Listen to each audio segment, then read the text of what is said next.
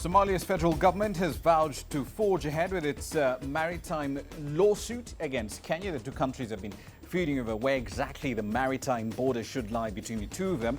And incidentally, it's also told any oil firms that are exploring for oil in the country illegally that it will be coming after them. It's painting quite a bullseye on their backs. But all of that and more will be coming your way in this edition of Global Business Africa. Welcome to the program. Here's what else is in the pipeline.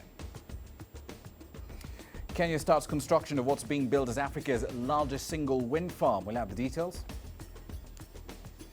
And we'll also be talking to car dealers in Uganda. As the tax regime there changes, cars are going to get a lot more expensive.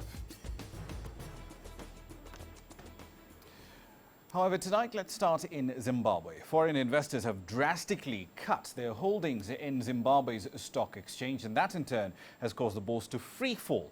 It's actually fallen by 11% in the first half of the year alone. Zimbabwe desperately needs international investment in order to get its economy back up and running.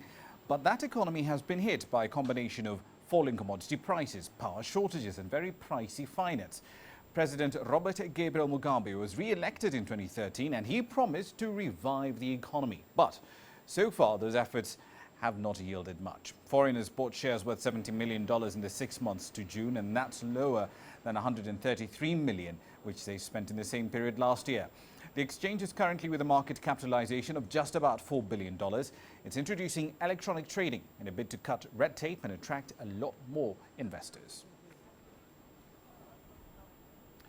Now, in a country notorious as Kenya is for public officials running around squandering scarce tax revenue on their own personal perks, Kenya's new central bank governor has gone in a completely different direction.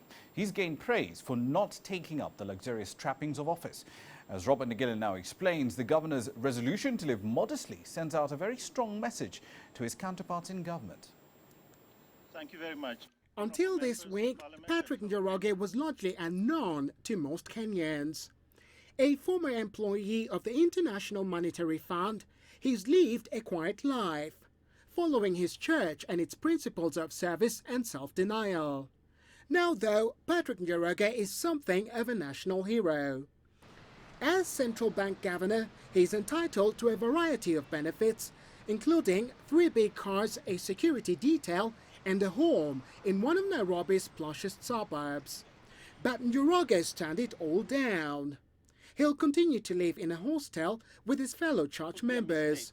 What he says is a lifestyle of choice. It's a choice that surprised and delighted some Kenyans.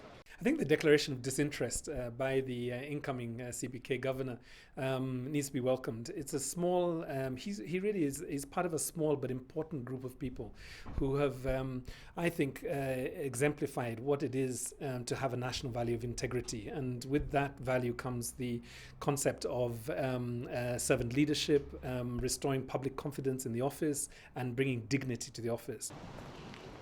Kenya is East Africa's biggest economy, but many can't find work. And the government's struggling to deliver many basic social services. One big obstacle is spending on public service salaries. In Kenya, there's long been a perception that appointment to public office is like winning a ticket to high pay and excessive privilege. Kenya's MPs are among the highest paid in the world. The government says it wants to rein in wasteful public expenditure. So the central bank governor, a nominee of the president, is sending out the right message by sacrificing his perks. For many Kenyans, the question now, just how many other officials will follow his example? Robert Nagila, CCTV, Nairobi, Kenya. Still in East Africa, Uganda's car dealers say a new tax on used vehicles is having a detrimental effect on their business. Now, the government says these new environmental taxes essentially there in order to cut carbon emissions. But as Michael Beleka reports, dealers say these extra costs government is levying on cars are putting them out of the reach of potential clients.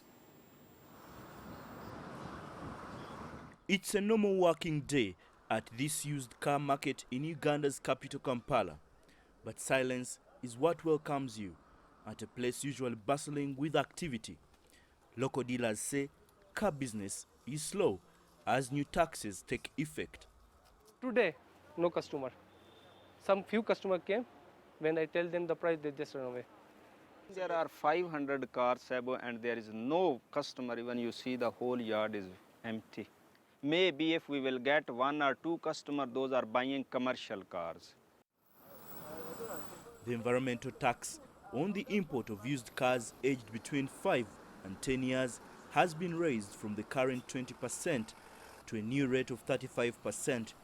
Any vehicle which is older than 10 years will be levied with a 50% tax.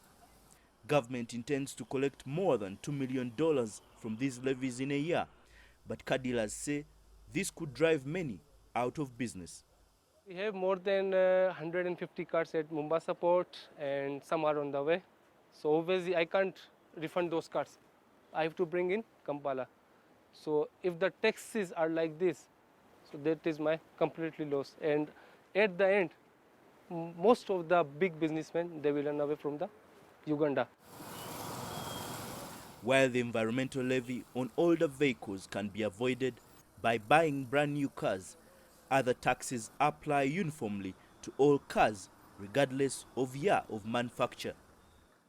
Government says the new levies on old vehicles are intended to protect the environment from pollution. This means the final retail price faced by consumers will be higher, and dealers say this is going to affect the cost of doing business. According to local car dealers, the appreciation of the US dollar against the local shilling is not making it any easier.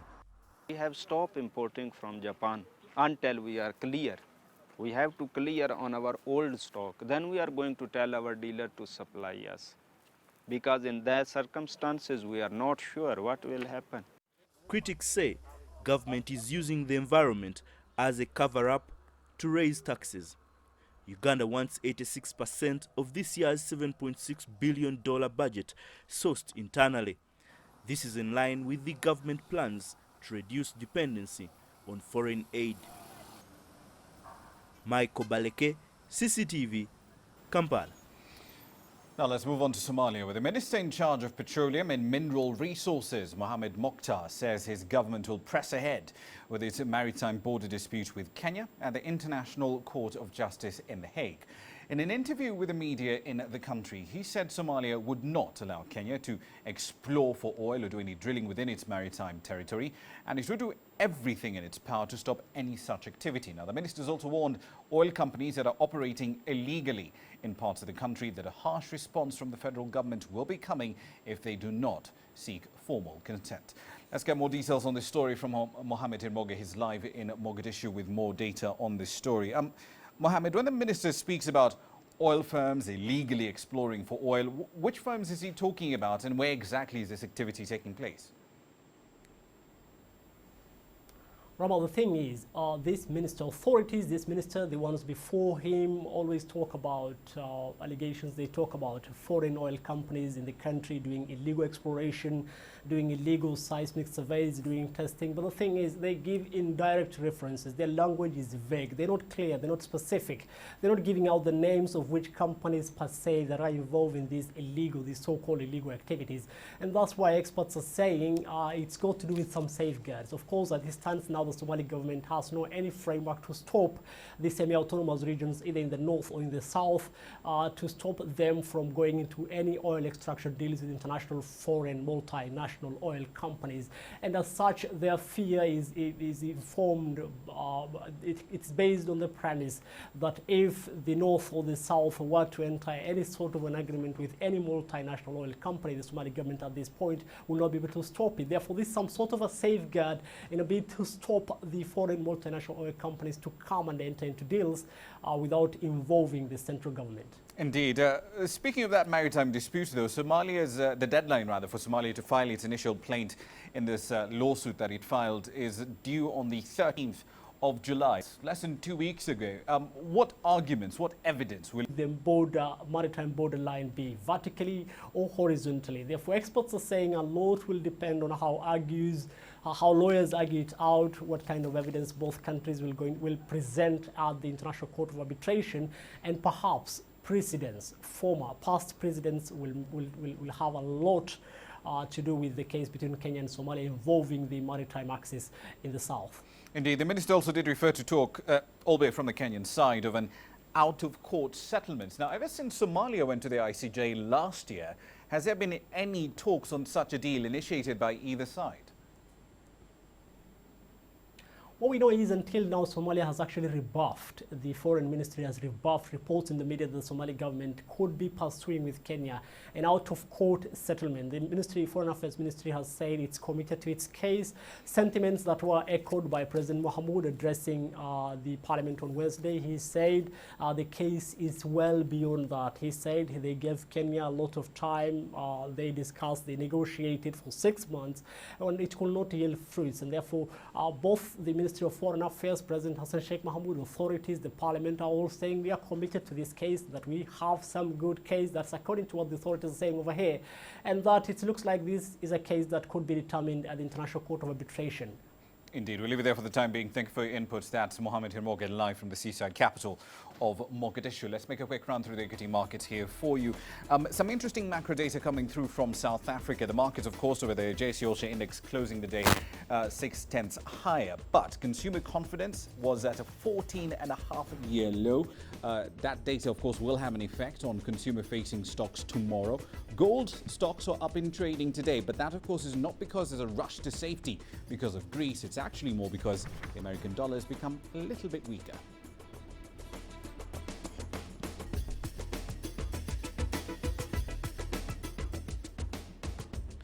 Coming up next, we'll be in Ghana. Consumers of electricity and water there are angry because prices are heading up. And we're still on utilities. Kenya starts the construction of what is being billed as Africa's biggest single wind farm. We'll have the details on that shortly.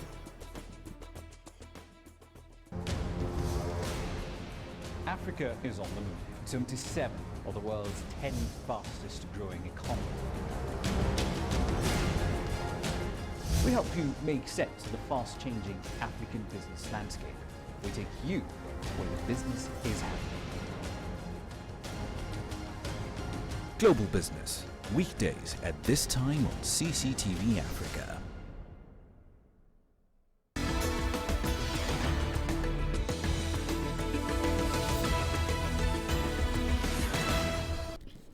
We're about 13 minutes into the hour. You're still watching Global Business Africa from the Kenyan capital, Nairobi.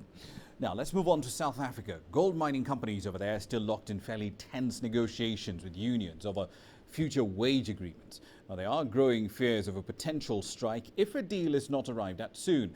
This week, unions dismissed an offer for a 5-year wage deal with increases of up to 13% for the lowest paid workers. They're demanding hikes instead of around 80% and in some cases even higher. The gold mining sector is languishing. Mineral prices have fallen, power shortages are cutting productivity and power prices, of course, also rising. Strikes, therefore, could devastate the industry. Earlier today, Julie Shai spoke to an industrial relations expert, John Brandt, to get a deeper insight into these issues. John Brandt, thank you so much for joining us. And let's start with, as back as June 9th, the gold mines stated their intent to table what they described as an economic and social sustainability compact. In layman's terms, what is it and how does it work? Julie, a compact generally is an agreement between unions and employers, also usually involving government, which seeks to go beyond the narrow ambit of working conditions and wages and seeks to address some of the underlying socioeconomic and sociopolitical issues very relevant in the South African condition. Things like housing, education, job retention, and the like. So it's a much broader compact than a fairly narrow collective bargaining agreement. John, does either NUM and AMCO have a specific plan to finance their respective wages demands? And if not, why so? I think it's something which has limited prospects of succeeding in the short term. But I think it's something which should stay on the table, and perhaps when they've settled the wages, they should continue working on such a compact. But regrettably, I don't hold out much hope for it. Mining firms are deeply concerned about productivity, pointing out that employees are only productive for 274 years a year, compared to their global competitors. Given how deep South Africa's mines are, how can productivity be raised? So there's no doubt that much could be done to improve the productivity. Again, the problem is that those kind of discussions and negotiations are complex. They need time. I would hope would happen at the very least is that once the dust has settled from the wage negotiations, hopefully with or without a strike, the parties really take up the initiative that the mining companies have thrown out there of a much more comprehensive compact, which would include productivity, gain sharing. AMCO's platinum strike last year had devastating effects on the South African economy. Do you see this repeating again? And if so, what can happen and what are the consequences for South Africa? I think that there is a reasonable prospect of strike action. Whether it will endure for as long as 6 months, it's difficult to tell, but I don't think we can count out the possibility of strike action. One would hope that the parties would have drawn some lessons out of the devastating consequences of the platinum strike. John Brand, thank you so much for joining us. Pleasure, June. Thank you. On to Ghana now. It's raising power prices by more than 51%, and that has left many local residents and businesses wondering just how they're going to cope and foot the bill. It gets worse, however. The cost of water will also go up by another 15%. As Katerina Vitozzi reports, rising inflation and a depreciating local currency, the cedi is making power generation a lot more expensive. Walter Carty runs a graphic design agency in Accra. His staff use computers and machinery, all reliant on electricity. This week, the cost of state-provided power rose more than a half. There's been utility price hikes in the past, but Carty says this time it's even more difficult. This is about the worst that, we've seen. 51% is a lot, because on a weekly basis, we spend a lot on electricity. So for us, the increase is gonna really impact the business. So at the moment, we still don't really know where we're heading. The board that sets energy prices says this price hike is necessary because it is costing more to produce electricity. Rising inflation and the continuing weak local currency against the dollar means power generation is more expensive. That additional cost has been passed on to consumers who are already struggling with difficult economic conditions. And already, because of the dollar against the cedi, we've had to increase some of our pricing. And then now we have to readjust the prices again because of the electricity. And I think that would really impact our business. We even have to start looking at cutting down some of our manpower. That means some staff have to go, and that's really a big decision for us. Although the electricity price rise was announced this week, consumers do get a brief reprieve. The state-run electricity company says bills won't rise until the country's energy crisis is under control and customers don't face regular power cuts as they do currently. However, a 15% increase in the price of water has taken effect this week. Residents are already feeling the pinch. You have to pay more in the house, the bills. I'm not living alone, living with family, so sometimes I have to pay for those who don't have. So the increase have to go more. Yeah, the price of this thing is increased, the electricity is increased, and my salary is not increased. So it's affecting me. And I'm staying alone, so I need to pay everything myself. But for consumers, more price rises could be on their way. As part of Ghana's IMF bailout, the government agreed to end inefficient energy subsidies, which means rising fuel prices along with utilities. Katerina Vitozzi, CCTV, Accra, Ghana.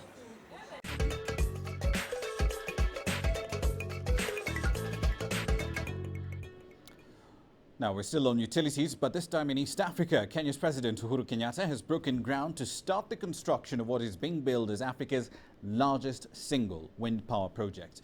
This is part of Kenya's bid to tap into more renewable energy in order to make electricity a lot cheaper over here.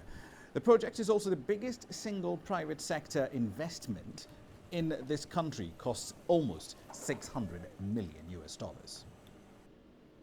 It was very difficult to convince anybody that a 310 megawatt wind project would be injected into the grid, the power system grid, and function.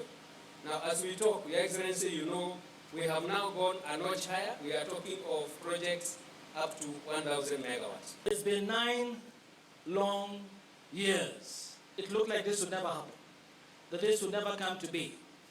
We've spoken for a long time, many weeks and months and years, about this being the largest wind farm project on the continent of Africa. We've spoken about this being the largest private sector or private investment in a long time, but only your coming here today, Your Excellency, really drives the point home. Now, as promising as clean, green wind power is, as you just heard, it took 9 long years, nearly a decade, to get the Lake Turkana wind farm up to this point. Earlier today, I spoke to Joseph Nganga, the Director General of the Energy Regulatory Commission here in Kenya. Our conversation started by looking at what could and should have been done better to get this power plant up and running much sooner. I think the issue of price was negotiated pretty early. It's about 9 euro cents per kilowatt hour, which will come to about 10.71 US cents per kilowatt hour. Because I remember the main issue when we spoke to the African Development Bank and the World Bank and so on. In fact, the World Bank's main objections for not funding the project was that they said the price that the Kenyan consumer would end up paying for that power was way too high. I think this was the issue of the way the power purchase agreement was configured with respect to how the uptake will be.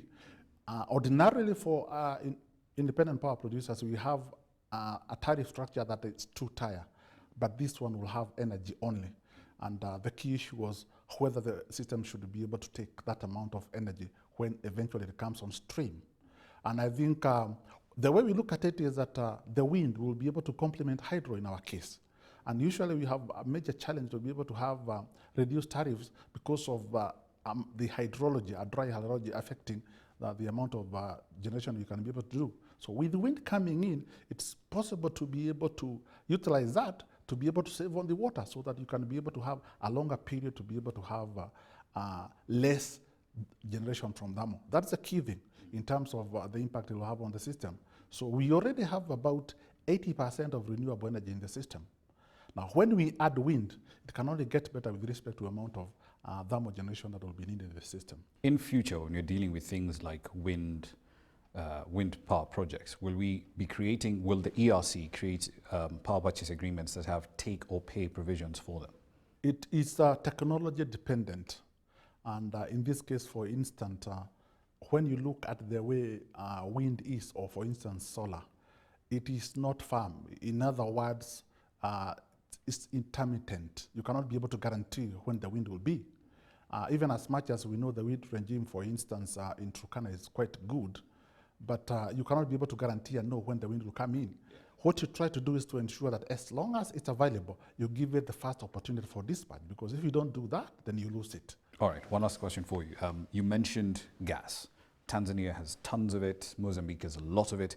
I also noticed in a medium-term power plan, Kipevu 1 and Kipevu 3, I believe, are also switching from thermal to using gas. What's the future of natural gas in Kenya's generation mix? The drive in that trauma is the fact that we have a pass-through cost for fuel when we use them plant sources like the ones you've mentioned. And the problem here is the effect it has on consumer. So we would want to ensure that the pass-through cost is as low as possible. And therefore, the fuel source is crucial. And we'll be looking at the cleanest, of course, and the cheapest power that you can be able to get. So if you can be able to have liquefied natural gas, LNG, available, then you can convert the plants that are in Mombasa into use of LNG. And the key issue here was how you can be able to access what is in Tanzania directly to Mombasa for power generation. Are we building a pipeline, or are they just going to ship it over? Both sources were being considered, whether it's cheaper to build a bulk supply facility or have a line. But the key thing was to take advantage of that gas because it's very good and very clean. Now, speaking of commodities, let's jump straight into that. Crude oil still lingering, really, in the low 60s. Interesting news coming on the other side of the pond. The Baker Hughes rig count, it's been heading downwards for the last 29 weeks. Not anymore. 10 more, or rather 12 more rigs coming in to the market in the latest data set that came out earlier today. And the expectation is that between now and the end of the year, according to some, we might see another 100 or so rigs coming online as well. So whoever thought that American shale was well and truly dead, clearly needs to go back to the drawing board. On to Cote d'Ivoire now. It's getting a new power plant upgrade that is expected to provide a quarter of the nation's current installed generation capacity. This gas-fired plant will be crucial in meeting the region's soaring demand for electricity. The Azito energy plant in the capital Abidjan is now one of the most modern natural gas plants on the continent, after a major upgrade to expand production. The plant can now produce a capacity of 430 megawatts and will generate around 25% of Côte d'Ivoire's electricity output. Major international dignitaries attended the commissioning of the facility. I would say even more electricity is good quality with the same production of gas. It is a new technology, so our compatriots know that we are preoccupied to ensure that power outages become rare and the quality of electricity be the best as possible.